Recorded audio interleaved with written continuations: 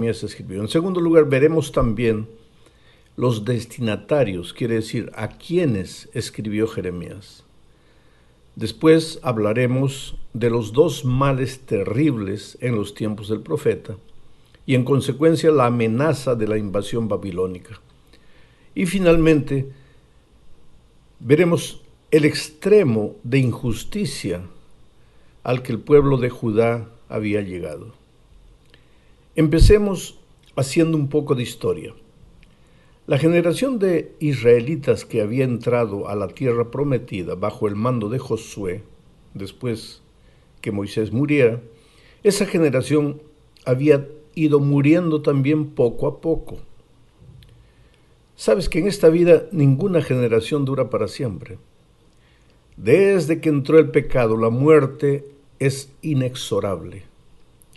Si hay algo de lo que debemos estar 100% seguros, es de que vamos a morir todos. Más tarde o más temprano, todos nos iremos a la tumba. No hay cómo escapar de esta terrible consecuencia física del pecado. Así que la generación de Josué había muerto. El propio Josué también había descansado a los 110 años de edad y había sido enterrado. El segundo capítulo del libro de los jueces relata la historia, pero el versículo 10 de Jueces 2, es el resumen de lo que sucedió. Dice así: y murió también toda esa generación y se unió con sus antepasados. Después de ellos vino otra generación que no conocía al Señor ni sabía lo que el Señor había hecho por Israel. Sabes, creo que una de las frases más dramáticas de la Biblia es esta: vino otra generación que no conocía al Señor ni sabía lo que el Señor había hecho por Israel. Qué triste frase, qué triste expresión. ¿Qué es lo que había sucedido con esa nueva generación? ¿Será tal vez que la generación de Josué había fallado en transmitir los valores y principios divinos a la nueva generación? Tal vez sí, o tal vez no. O tal vez los líderes simplemente estuvieran tan preocupados con salvar a la segunda generación de los conceptos postmodernistas de aquellos días, que simplemente acomodaron la fe de sus padres a los patrones modernos de aquellos días. No sé, pero lo cierto es que la leche pura se diluyó en el agua de los conceptos modernos de aquellos días, hasta desaparecer la leche y quedar solamente el agua. Pero lo interesante es que antes de entrar a la tierra prometida, Dios ya le había advertido a Israel de ese peligro. Jueces capítulo 2, versículos 1 y 2 dice: el ángel del Señor fue de Gilgal a Boquín y les dijo a los israelitas: yo los liberé de Egipto y los llevé a la tierra que prometí dar a sus antepasados cuando les dije: nunca anularé mi pacto con ustedes mientras no hagan pacto con los que habitan en esta tierra, gente que tiene altares que ustedes deben destruir. Pero ustedes no me hicieron caso. ¿Por qué no lo han hecho? Interesante. ¿Qué significa hacer pacto, entre comillas? Hacer pacto con la gente de la tierra. ¿Qué significa eso? ¿Cómo nos afecta esto a nosotros hoy?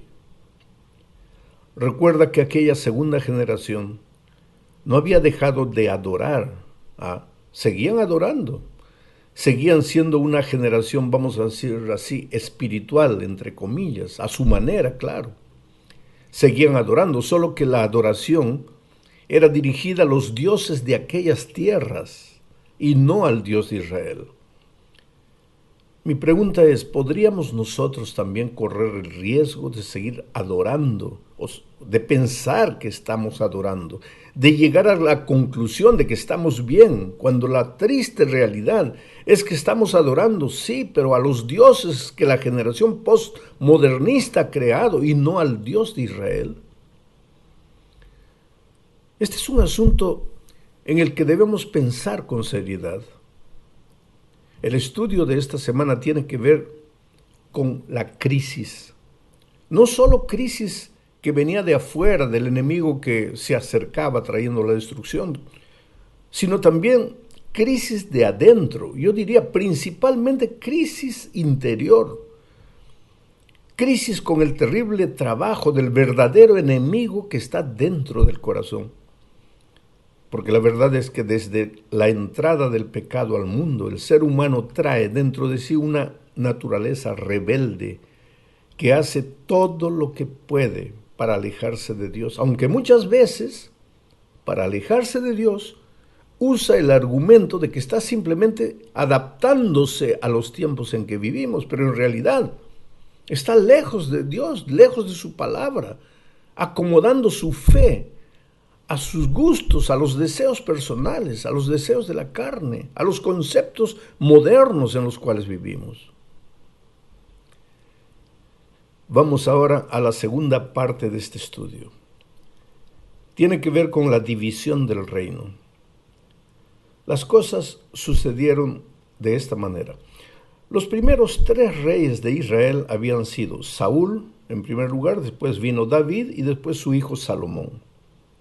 Saúl había unificado las tribus y formado el reino de Israel. Luego vino David. David se encargó de expandir el reino a través de conquistas. Y después de él vino Salomón, que hizo construcciones importantes, principalmente el templo. Estas construcciones gigantescas solo fueron posibles gracias a los impuestos que el rey imponía al pueblo y al trabajo denodado del pueblo. Pero Salomón murió y en su lugar entró su hijo Roboam. Pero cuando estaban a punto de ungir a Roboam como rey, ahí apareció un personaje que había servido a su padre Salomón. Su nombre era Jeroboam. Este Jeroboam le dijo a Roboam que por favor disminuyera los impuestos altos y los trabajos pesados que padecía el pueblo. Ahora, delante de la observación de Jeroboam, ¿qué es lo que Roboam hizo? Pidió tiempo para consultar. Consultó a la gente mayor, a los de más edad, aquellos hombres que habían estado al lado de su padre Salomón, y también consultó con los jóvenes, que eran amigos suyos, con la nueva generación. Los viejos le aconsejaron que aliviara la carga que les había impuesto Salomón, que disminuyera el trabajo y los impuestos. Pero los jóvenes le aconsejaron a Roboam que aumentara los impuestos. Bueno, Roboam siguió el consejo de los jóvenes y entonces el reino se dividió.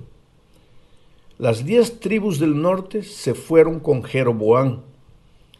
El primer libro de Reyes, capítulo 12, versículo 17, dice: solamente los israelitas del sur, los del país de Judá, reconocieron a Roboam como su rey. ¿Quiénes se quedaron entonces con Roboam, el sucesor de Salomón? Solo los israelitas del sur, o sea, las tribus de Judá y Benjamín, y también los levitas, que eran los sacerdotes.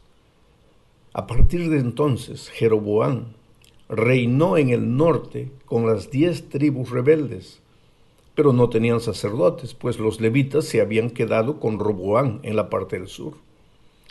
El reino del norte tomó el nombre de Israel, y el reino del sur tomó el nombre de Judá. Pero Jeroboam tenía un problema.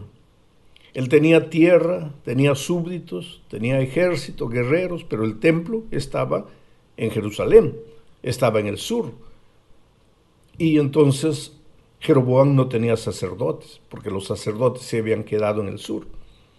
El templo estaba en Jerusalén, que era la capital de Judá. Y los sacerdotes también estaban en Judá, porque los levitas se habían permanecido fieles al hijo de Salomón, a Roboam. Entonces se le ocurrió a Jeroboam algo terrible. Y esto sería el hundimiento del reino del norte. El segundo libro de Reyes, capítulo 12, versículos 26 y 27 dice: pero dentro de sí mismo Jeroboam pensaba: el rey no puede regresar a la casa de David si el pueblo sigue yendo a ofrecer sacrificios al templo del Señor en Jerusalén. Entonces volverán a someterse voluntariamente a Roboam, rey de Judá, y a mí me matarán. Mira qué conclusión interesante a la que Jeroboam llegó. Entonces inventó su propia religión para que la gente no fuera a Jerusalén a adorar en el templo. ¿Qué es lo que hizo? Construyó sus propios altares, con sus propios sacerdotes, y construyó sus propios templos a ídolos paganos. ¿Y qué hizo Dios? Le mandó este mensaje que está registrado en el primer libro de Reyes, capítulo 14, versículo 16. El Señor va a entregar a Israel por causa de los pecados de Jeroboam, pues hizo pecar a mi pueblo. Es en esta época de la división del reino. Había tanta confusión. La gente se había alejado tanto de Dios. Y entonces el Señor envió a profetas para que hablaran tanto al reino del norte cuanto al reino del sur. Por ejemplo, Elías, Eliseo y Amós profetizaron para el norte, donde estaba Jeroboam. Isaías, Jeremías y Ezequiel profetizaron para el sur, donde estaba Roboam. Bueno, este cuadro así, este contexto histórico, pues nos ubica mejor en el contexto para entender a Jeremías, para entender el mensaje de Jeremías, pero era necesario que tuviéramos en cuenta todos estos detalles históricos. Vamos ahora a la tercera parte del estudio. Aquí hablaremos de los dos males del pueblo de Judá. El pueblo de Judá, que es el reino del sur. Jeremías capítulo 2, versículo 13 dice: son dos los males en que ha incurrido mi pueblo. Me han dejado a mí, que soy fuente de agua viva, y han cavado sus propias cisternas, tan agrietadas que no retienen el agua.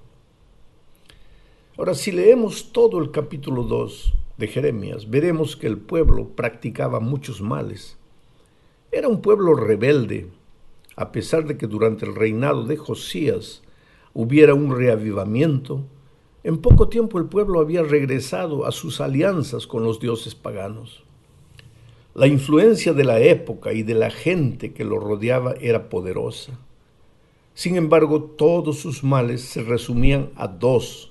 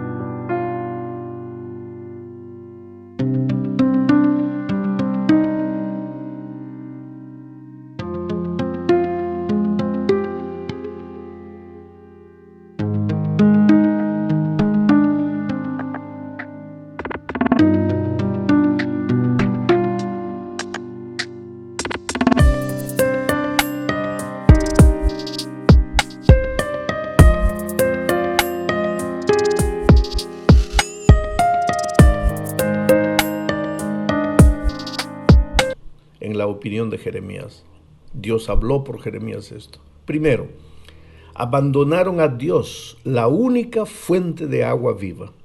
Segundo, buscaron cisternas rotas que no les servían de nada. Esta figura es interesante. En aquellos tiempos las personas cavaban cisternas para encontrar agua. Sin agua nadie puede vivir. Pues entonces aquí Dios se compara como la fuente de agua viva, agua que corre siempre pura, y compara a los dioses paganos, a las ideas extrañas, a las ideas modernistas sin Dios. Dios compara a esos dioses paganos como cisternas rotas, cisternas viejas, cisternas que no sirven para nada, no guardan el agua, están agrietadas. En Jeremías capítulo 2, versículo 5, Dios pregunta: ¿qué de malo hallaron en mí los padres de ustedes, que se alejaron de mí y se fueron en pos de la vanidad, con lo que se hicieron vanos? La palabra vanidad que se usa aquí es la misma que Salomón usa al decir que en esta vida todo es vanidad. El sentido de la palabra hebrea es humo, vapor, que existe por un momento y después desaparece. Cisternas rotas, engaño, mentira, solución fugaz y pasajera, anestesia que calma el dolor por un instante, pero que no cura. Así son las ideas modernistas. Te agrada, te masajea el ego, pero no resuelve tu problema allá en el fondo, en el interior, porque solo Dios puede hacer eso. Ahora, la pregunta es, ¿por qué Dios considera esta actitud terrible? Esto de dejar a Dios y buscar solución afuera. ¿Por qué? Porque no existe peor cosa que engañarse a sí mismo. Creer que se está sirviendo a Dios cuando se está buscando soluciones falsas. Pensar, yo tengo mi cisterna, sí, pero no es la cisterna divina, es tu cisterna rota que no vale para nada. No es que no tengas religión, la tienes, pero no es la fundada en la palabra de Dios, sino en tus conceptos modernistas, porque agarras los conceptos divinos y los adaptas a tu manera de vivir, de ser. Aquel pueblo de Judá buscaba agua, pero no la encontraba, estaba siempre vacío. Ese tipo de religión que habían creado no lo satisfacía. ¿Y por qué? Buscaban agua y continuaban con sed, porque buscaban el agua en el lugar equivocado. Vamos ahora a la cuarta parte de este estudio. Veremos aquí la amenaza de Babilonia. En los primeros años del ministerio de Jeremías, con la decadencia de Asiria, daba la impresión de que Egipto se levantaría como el siguiente gran poder. Así que Judá flirteaba políticamente con Egipto, sin saber que Babilonia, al mando de Nabucodonosor, sería el nuevo poder dominante. Y así fue. Judá se volvió vasalla de Babilonia por causa de su terquedad de querer ir y hacer alianza con Egipto. Jeremías ya lo había advertido, pero Judá no hizo caso. Mira la advertencia en Jeremías capítulo 25, versículos 8 al 11. Por tanto, así ha dicho el Señor de los ejércitos: puesto que no han hecho caso a mis palabras, voy a tomar a todas las tribus del norte y a mi siervo Nabucodonosor, rey de Babilonia, y haré que se lancen contra esta tierra y sus habitantes, y contra todas las naciones vecinas. Voy a destruirlos, a exponerlos al escarnio y a las burlas. Voy a dejarlos en ruinas para siempre. Voy a hacer que desaparezca de entre ellos la voz de gozo y de alegría, la voz del novio y de la novia, y el ruido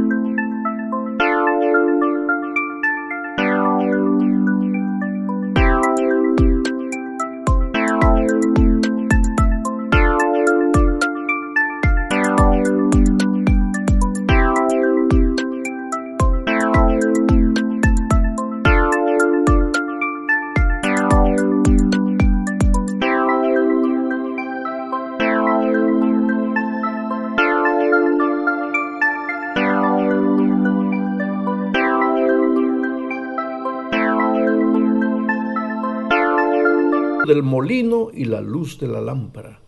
Toda esta tierra quedará en desoladoras ruinas, y estas naciones servirán al rey de Babilonia durante 70 años. Esto significa que jamás, querido, jamás llega la destrucción sin que antes venga la advertencia y la invitación al arrepentimiento.